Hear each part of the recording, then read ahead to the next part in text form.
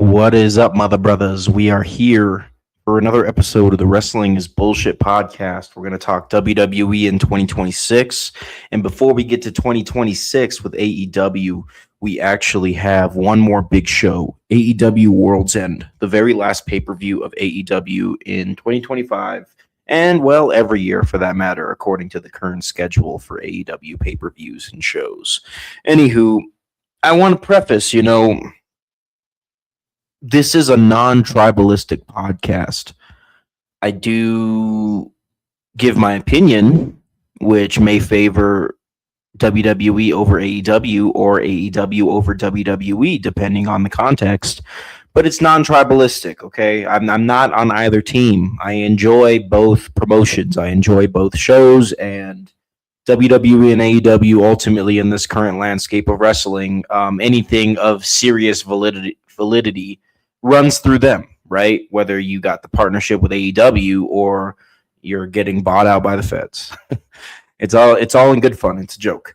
Anywho, yeah, it's been a weird year for WWE, and because it's been a weird year for WWE, it's been a weird year for wrestling, right? Like AEW's been, I think they've really turned it around. I think they have been working hard to come out of the hole that CM Punk and all the bullshit that he brought left them. But they've really started to see some of the fruits of their labor creatively in 2025, things that they have been building since 2023, even earlier than that. So, yeah, it's going to be quite a fun episode. I look forward to ending the show talking about the AEW World's End card. And I look forward to starting the show off talking WWE right now. Since the last time we spoke, since the last episode, we've had some things go down. One of those things is the masked man that has been helping the Vision, the masked man that has been seen on various episodes of Monday Night Raw, and was seen initially at Survivor Series War Games, has been revealed to be Austin Theory. Now, a lot of us expected the masked man to be Austin Theory, and here it is. Austin Theory is a part of the Vision, and we will see what this develops into in 2026, obviously. Now, I'm very excited to see this new chapter in Austin Theory's career because I think the world of him as a pro wrestler. Clearly, Vince McMahon did before he got the boot out of his own company for various reasons that we don't even have to go over today. I think we all, as a community, see something special in Austin Theory, and we know that the Vision is ultimately one of WWE's main focuses right now. So to see Austin Theory entering this prominent faction in lieu of a new calendar year, it's very exciting. It's very exciting for sure, and I absolutely wish nothing but the most success that Austin Theory could possibly achieve in this role under Paul Heyman and the Vision. So Austin Theory is going to be the masked man, may set him up with a program against Seth Rollins, may lead him to be some sort of singles champion on the main roster. We don't know. We'll find out. There's a lot that's up in the air, right? It looks like Braun Breaker is going to be a leader for WWE in 2026, which is warranted, which is very well warranted. I think Braun Breaker is going to break out in 2026. Some may say he broke out in the year 2025 this year. I don't agree with that personally. I think we have yet to see the very best of Braun Breaker, and I think 2026 is going to bring that, and we are set up to see that. So yeah, overall, this is just me covering Austin Theory officially being a part of the Vision. I'm very excited for that. And then we also had a title change hands in NXT recently, which was Thea Hale defeating Blake Monroe for the Women's North American Championship. And it's gotten out recently that this pinfall was not supposed to go down. It was pretty apparent that was the case if you were watching. You had Blake Monroe's music play very briefly, even though she lost before they switched it over to Thea Hale's theme song as they play the theme songs after the match of the winner. It looked sloppy. It was weird. I don't know what's going on, man. I'm going to get into this right now. because I think this is what's hurting WWE. Okay. Now, what I'm about to talk about is not the main thing that hurt WWE in 2025, but I do think what I'm about to talk about right now is going to continue to be a thorn in WWE side if they don't get their shit together with this. Okay. You see, we have on paper the best women's roster in the world when you combine Raw, SmackDown, and NXT. You think about the assets that come with WWE now that they own AAA and now that they are partners with TNA and they have access to the Knockouts division. I'm sure there's red tape around that with who they can and can't use, but you see what I mean? On paper, we have one of the best rosters. So where's all this freaking momentum? There's no momentum for the women of WWE, NXT, and all that come with it. Okay, there is no momentum. You got Julia, who's a badass. Stephanie Vaquer, women's world champion. Now, she may be one of the only exceptions to this rule because she's actually doing pretty good work. You got Blake Monroe, formerly known as Mariah May, former AEW women's world champion. You got Thea Hale, who's been over there in NXT for several years, developing and becoming a fantastic women's wrestler. The roster is stacked. Jordan Grace, who just came over from TNA. The women's roster is stacked. Io Sky, Rhea Ripley. I can go on forever. You get the point. But what the hell are they doing? Why do we have no momentum? Tiffany Stratton, completely forgotten about. Nia Jax, I don't even know. But I do think she was doing some good work there for a minute. 2025 was pretty shaky for her. Jade Cargill, WWE Women's Champion. We've been building to that for a fat minute now, but it feels pretty dull if you ask me personally. And if you're excited for Jade Cargill, good. I am too. I just think we're not doing well with the Jade Cargill thing right now. And I think it's just out of pure laziness or ignorance because it does not have to be this bad. It really doesn't have to be this bad at all. I understand that playing to Jade's strengths is a part of it, right? She's still very green in the ring, comparatively speaking, to previous WWE Women's Champions, but it does not have to be this down bad. What are we doing? We have a botched finish for the Women's North American Championship, and Thea Hale's the champ now. We have no momentum for Jade Cargill. Stephanie Vaquer, like I said, is the only exception to this rule. Julia was Women's United States Champion in 2025. That was the most lackluster reign I've ever freaking seen. Chelsea Green is really the only shining star in that SmackDown Women's mid-card, and she doesn't have to be. I mean, that roster should not only have Chelsea Green having momentum at the end of the year, but for some reason it does because they don't know how to book anyone else. I'm not going to point the finger, all right? I understand the TKO greed and the TKO bullshit, and what I really love about this community is you guys are starting to understand it too, okay? I have seen the WWE community put their foot down with TKO and the creative direction of things and say, we're not going to take this shit. And let me tell you something, man. TKO may be a bunch of money-hungry Fed brains, but if they see us pissed off and they see us putting our foot down, they're going to take notes because they don't want to lose money. They want to keep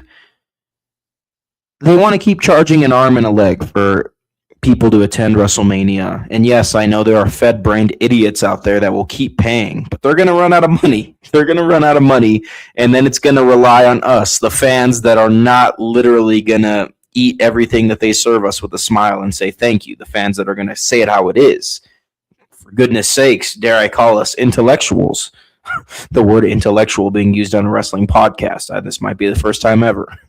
No, what I'm trying to say, though, is if TKO is half as smart as they pretend to be, they are taking notes at the online discourse and they are analyzing what the thoughts are on the current state of the WWE product. And they are going to learn how to make us happy. All right? That is my main takeaway with WWE right now. I just think, going back to the women's division thing, they're going to have to figure out how to book women, okay? Tony Khan and AEW having a good year for women's wrestling. All right, WWE has been known to have fantastic women's wrestling, some of the best women's wrestling in the world for the past several years outside of 2025. So ultimately, they're going to have to figure this shit out because they have a great roster and they are wasting people's time. I'm not talking about the fans. I'm talking about the women's wrestlers. They are wasting their time. Okay, at this rate, Blake Monroe is going to be another flash in the pan, and she would have been better off as Mariah May in AEW as a top star. All right. Lyra Valkyria had some good momentum with the Women's Intercontinental Championship, especially against Becky Lynch, who had a great reign with that Women's IC title. Where's Lyra Valkyria now? In a comedic act with Bayley? Like, come on. I don't know what it is. I don't know what TKO's thinking. I have an idea, but I don't know these people personally, so I'm not going to speak on it. But they got to figure this out, man, because this is just, I'm not going to lie. This is an abomination. This is not good. To have such a freaking amazing roster of women's wrestlers across Raw, SmackDown, and NXT, and just have no momentum for this women's division across all three brands is silly, is comedic. It's not very hard. Okay, it's not very hard. When you look at the tools that WWE has from a production standpoint, you look at the roster of women that I have praised up and down this whole episode, it's not cool. But I do think there was something else hindering WWE's 2025 year from a creative standpoint. And that was ultimately, guys, the John Cena retirement tour. Now, I did not have a problem with John Cena tapping out to Gunther. Okay, I personally believe that was the choice to make. That was the right choice to make. All right. And I think it even played out more poetically than I could have imagined. Right. It seemed like a elegant story of John Cena letting go. He's got the smirk while he's in the sleeper hold. And while smiling a little bit, he just taps out. Not in a give up fashion, but in a letting go fashion. Right. And I'm someone that deeply resonates with the concept of letting go. It's a daily challenge, but I really did see that with John Cena's final match. It really expressed the concept of letting go. And I respected that. I understand that the John Cena heel turn in 2025 was a bit of a miss, right? You had external forces like The Rock just kind of showing up for the moment and then having no impact on the rest of the storyline, kind of a big question mark, right? But I wouldn't change anything with the John Cena heel turn, to be honest. I had a lot of fun with those promos on Monday Night Raw. It was cool to see John Cena get his 17th championship. The actual part where he's getting his 17th championship in the main event of WrestleMania, minus the Travis Scott stuff, is really good, in my opinion. All right. I enjoyed the hell out of it. I was watching WrestleMania earlier this year, and I was in shock. Like, I can't believe they put the title on Cena. This seemed like the perfect heel for Cody to squash. Not squash, but have a good match and ultimately be victorious over. And then you have the face turn that leads to the big babyface comeback at SummerSlam, where Cody then gets his victory against Cena in the street fight, which was one of John Cena's best matches ever. Not the best, but it was definitely up there. What am I trying to say here? I was satisfied with the John Cena retirement tour. We saw him turn heel. We saw him win his 17th WWE Championship, a record. We saw him win the Intercontinental Championship, a title that's eluded him his whole career. Have a nice pair of matches against Dominic Mysterio, which is somebody I really looked forward to seeing him get in the ring against. And then having a poetic, story-based ending against Gunther, where he taps out. The Mr. Never Give Up gives up. But it's not this heartbreaking, ethereal goodbye moment like I thought it would be. It was letting go. Which, if you aren't familiar with the notion of letting go and its significance in this life, get familiar. There's another podcast out there for you somewhere. That has to do with that. This is a wrestling podcast. What I'm trying to say here is John Cena had a pretty good retirement tour, in my personal opinion. They totally maximized it, and they gave us what we wanted, and it was a good time. Now, how was this a thorn in WWE's side? Well, John Cena was the face of wrestling for a very long time.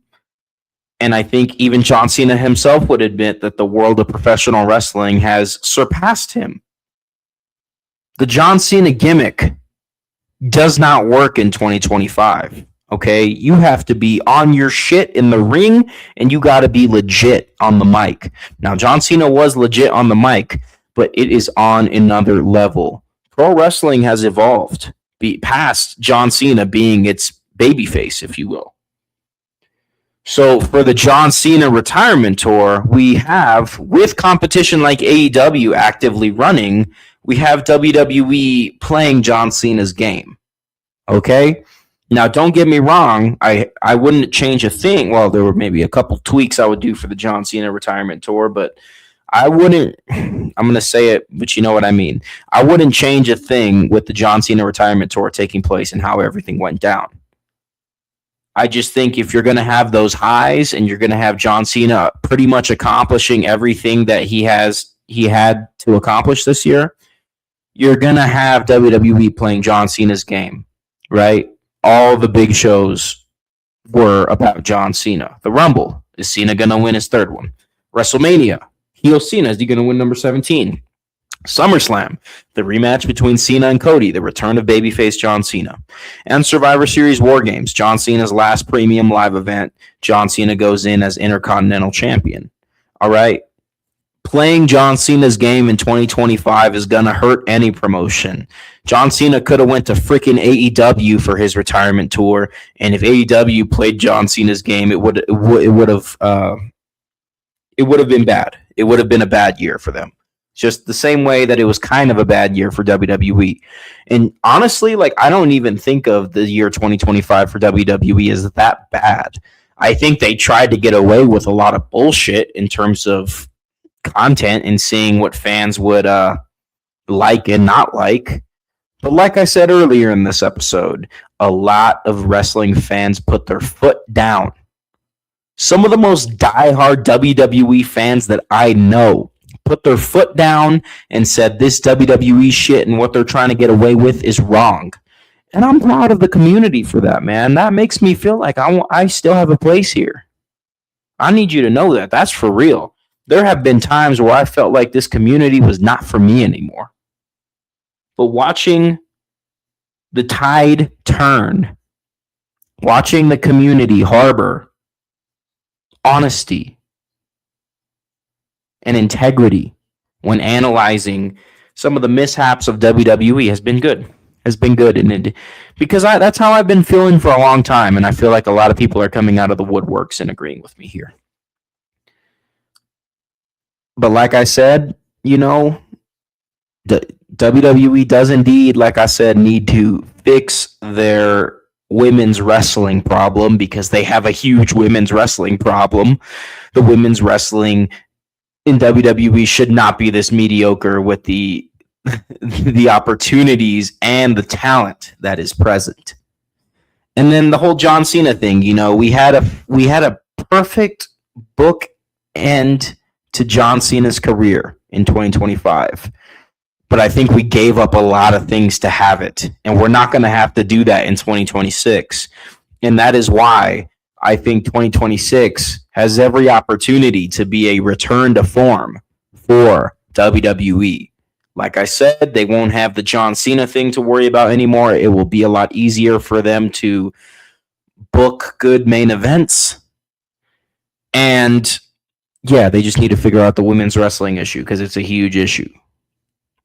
Anywho, we also have, okay, at the time of this recording, it is December 26th, the day after Christmas.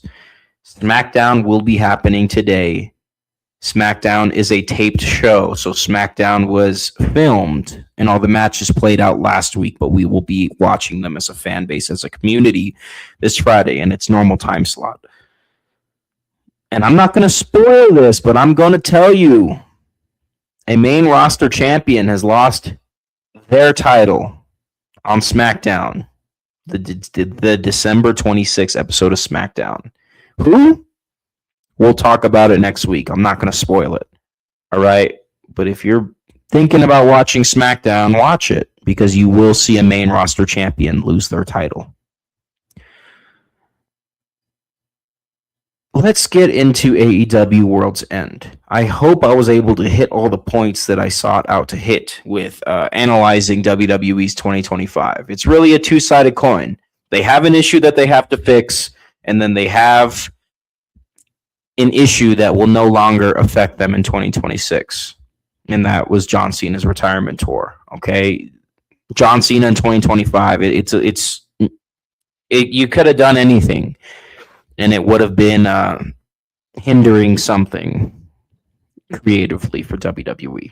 But anywho, let's get into AEW World's End. I'm very excited.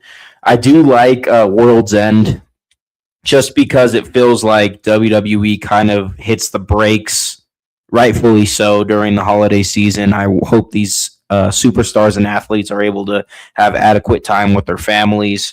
I will take less wrestling knowing that these human beings are able to be with their families during the holiday season more. So with that being said, it really feels like WWE after Survivor Series War Games hits the brakes, like I said. And AEW has time to shine in the end of the year, in the month of December. They build up to their AEW World's End pay-per-view with the Continental Classic. And then they finish the Continental Classic at the pay-per-view, which we will get into.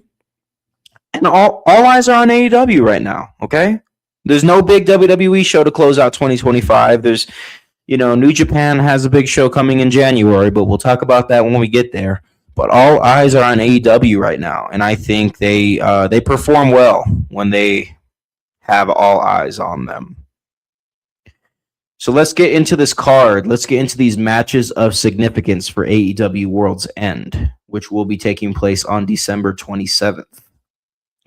So we have these Continental Classic semifinal matches. We have Konosuke Takeshita versus Kazuchika Okada in one of them, a very highly anticipated match, something that AEW has been building to for months now. I am surprised that this isn't the Continental Classic final, right? We wouldn't know, but I think I'm excited for the match. Takeshita versus Okada is definitely just a humongous match that they've been building to. And then on the other side of the Continental Classic semifinal, we have Jon Moxley versus Kyle Fletcher, right? I think two guys that deserve to be in this semifinal spot. Some may argue against Jon Moxley being here, but Jon Moxley did a lot for AEW in 2025, thanklessly. I think he took a lot of crap for his AEW World title reign earlier this year. Rightfully so, for the most part. It was pretty boring. And Kyle Fletcher is just the breakout star of the year for AEW. He is humongous right now, and he has been rolling all freaking year.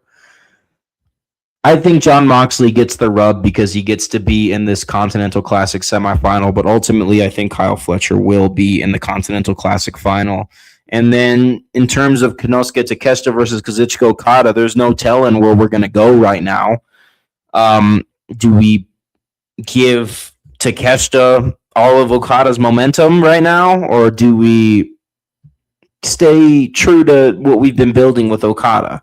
I really wouldn't mind if we stayed true to what we've been building with Okada. I think it'll be historic to know that Okada, when he came to AEW, wiped the field in the Continental Classic every year for 2 years in a row at least. So I'm totally cool with Okada advancing to the final here against Kyle Fletcher and even winning the damn thing. I personally, as a fan, I am on Team Okada right here. Okay, there may not be too many of us, but man, Okada's an OG, and he's something else. I really hope he keeps his momentum going by winning the Continental Classic for a second year in a row. That would be badass, in my personal opinion. All right.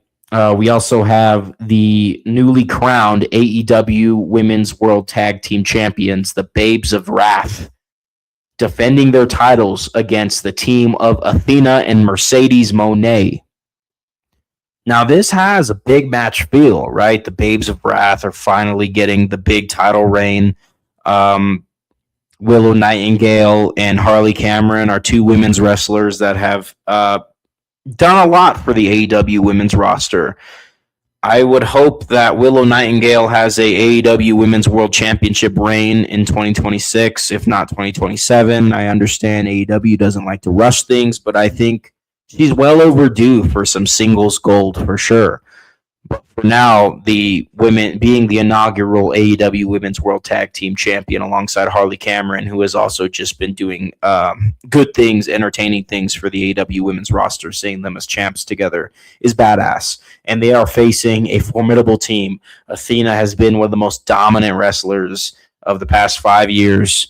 And Mercedes Moné, again, one of, if not the most dominant wrestler. Well, I don't know. She's taken some L's. Right, she took an L several times for the AEW Women's World Championship in 2025, and she has recently lost the undisputed British Women's Championship to Alex Windsor on Collision, on a taped Collision show. So Moné has a chip on her shoulder, something to fight for. She's been taking some L's, and Athena's badass. I hate to say it, but I wouldn't mind seeing Athena and Mercedes Moné win the titles. They probably won't. This might even lead to a feud between Athena and Mercedes Moné if they turn on each other during or after the match. I don't know. But this is a fun match, okay? Like, these are brand new championships brought to AEW, and they had a nice tournament for it that took plenty of time. And now we have a big match feel for these belts at World's End. Good on them. I hope for the best with these AEW Women's World Tag Team Championships in 2026. Okay, because I feel like WWE has a bit of a fire under their ass right now to keep their women's tag team titles relevant after years of irrelevance, and I think they did an okay job. Not an amazing job, but an okay job. WWE. And now, I think that women's tag team wrestling is going to be awesome in 2026. It's one of those things that maybe gets swept under the rug by the community or just gets underappreciated by the community, but it's definitely going to be very entertaining, and it has been to close out 2025. Let's move on. We have FTR versus the Bang Bang Gang in a Chicago street fight for the AEW World Tag Team Championship. Holy moly. We are not wasting any time with this FTR World Tag Team title reign here with AEW. We are getting right into a Chicago street fight against the Bang Bang Gang, which I know is not like the coolest opponent for FTR in this current reign, but it's going to be a good match, good stipulation. We're going to have a good time with it. Now we got the mixed Nuts Mayhem match. Yes, you heard me right. This is called the Mixed Nuts Mayhem match. It will be the conglomeration, Roderick Strong and Tony Storm taking on the Death Riders. Right? Kind of like a chaotic, not exactly anarchy in the arena, but of that cloth type of match. It's going to be good fun, man. You got Tony Storm in here. You got all the Death Riders. You got the conglomeration consisting of Mark Briscoe and Orange Cassidy. Dude, this is going to be a great freaking time. Okay, this is going to be a great freaking time. And then two more big matches here for AEW World's End, as if these awesome matches that we have talked about together isn't enough. We have Chris Statlander versus Jamie Hayter for the AEW Women's World Championship. Chris Statlander versus Jamie Hayter. These are two women that have been of service to this AEW women's roster. Chris Statlander is getting her flowers now with this current AEW Women's World Championship reign. And Jamie Hayter has yet to get her flowers, but she is talented, and I'm excited to see how she does in this match. Hell, I'll be honest, I'm rooting for Jamie Hayter in this match for the AEW Women's World Championship. Nothing against Statlander, but let's have some fun. Imagine closing out the year with Jamie Hayter as the AEW Women's World Championship after a surprise win from Chris Statlander and a killer year with Timeless Toni Storm holding that title. That's the best freaking women's championship in the world right now, the AEW Women's World title. And it's not even close. AEW has... We used to laugh at this women's division, man. We used to think this women's division was a joke. But their women's wrestling is a lot more entertaining than WWE's. And sometimes I feel like it has no right to be. It has no right to be just because of WWE's stacked women's roster. Anywho, one more match, fellas. Fatal. No. Okay, that's WWE's term. Never mind. 4-way match for the AEW World Championship. Samoa Joe versus Hangman Adam Page versus Swerve Strickland versus MJF. Holy shit. That is how we are ending 2025. Who's going to win this match? Shit, I don't freaking know. It would make sense to have Samoa Joe retain. Hangman gets it back. That wouldn't be bad. Swerve Strickland getting it.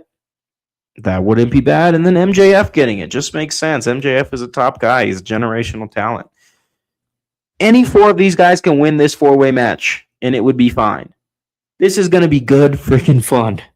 Oh my goodness.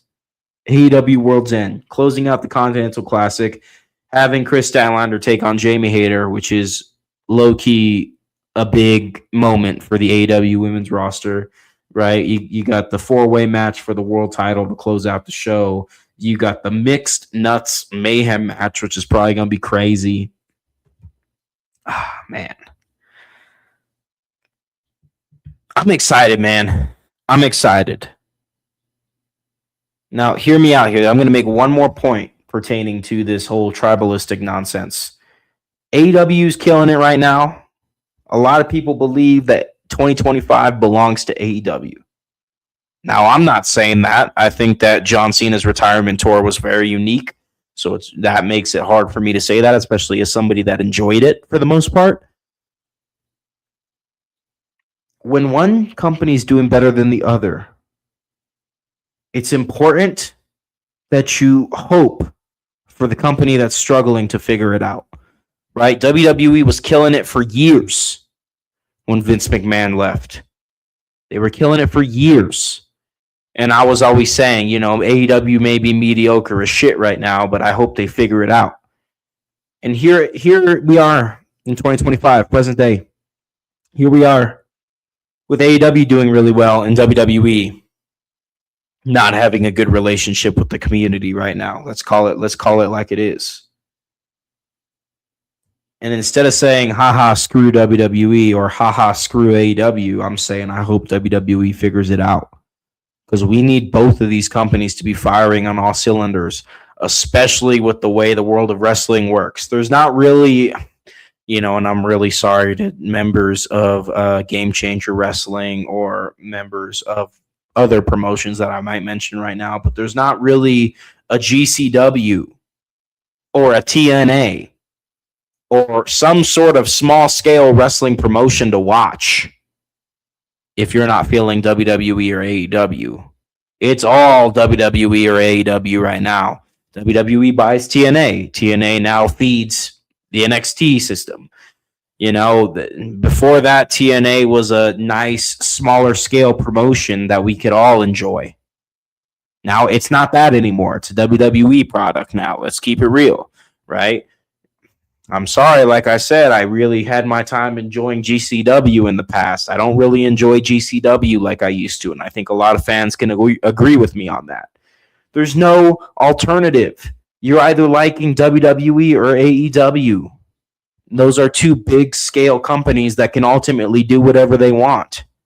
So we need both of them to be at their A game and challenge each other so we can get the best wrestling as fans. So you got to understand that. When one of these companies is struggling, WWE or AEW, it's not good. Especially with the way that things are structured right now. You know, MLW is not really something that you can lean on when both of these companies are being mediocre. NWA is not something you can lean on when both of these companies are being mediocre. There's no alternative. These guys have to both be on their A game or wrestling is fucked. I'm sorry. I try not to say the big one in this podcast, but there it is. Okay, so I'm really faithful that WWE is going to figure it out in 2026 to some capacity and win back some of their momentum. AEW is probably just going to keep on chugging because they're badass. All right, that's just the truth. But yeah, unique year in wrestling for sure. We had a really good time with the John Cena retirement tour. I'm sorry if you didn't. I understand if you didn't. Okay, yeah, it wasn't perfect, but I had a good time with it. But with that being said, you have stars like Drew McIntyre and LA Knight unable to shine because WWE's there playing John Cena's game, Drew McIntyre and LA Knight aren't people that play John Cena's game. They're good on the mic, but I just think that WWE really sacrificed a lot in 2025 to give John Cena the send-off that he deserves, which is a good and a bad thing. And then AEW really figured their shit out. It was looking real scary there at the first half of the year. I'm not going to lie. That AEW Dynasty pay-per-view ending was bullshit with the Young Bucks helping John Moxley retain against Swerve Strickland. It wasn't looking good, but they figured it out. And yeah, they're going to have hiccups in the future. And I think they're going to figure it out. So let's go, man. Let's go. It's, I think 2026 is going to be good. I honestly hope and think, objectively speaking, that 2026 will be a better year than 2025. I think WWE is going to learn from some of their mistakes. And I think AEW is going to start the year off better in 2026 than they did 2025, which will just naturally create some good momentum. All right. That's all I got for you guys. We will have a show after World's End, not only analyzing whatever came out of World's End, but also looking forward to shows that will kick off the first week of 2026. All right. We are starting 2026 next week. So that will unofficially be the first week of 2026, depending on who you ask. So we will look at the shows that are coming because we got a big one coming. All right. And it's not an AEW show. It's not a WWE show. Right. We'll talk about Wrestle Kingdom next week. Okay. Let's get out of here, guys. Have a good New Year. Be safe on New Year's Eve, please. New Year's Eve is a time to take it to the next level. Just be careful in taking it to the next level. Yes, be safe. That's what I'm trying to say. I hope you had a great Christmas or whatever you celebrate. I hope you had a great holiday season is what I should say. My genuine apology for that. Yeah, be good, be happy. We'll talk soon.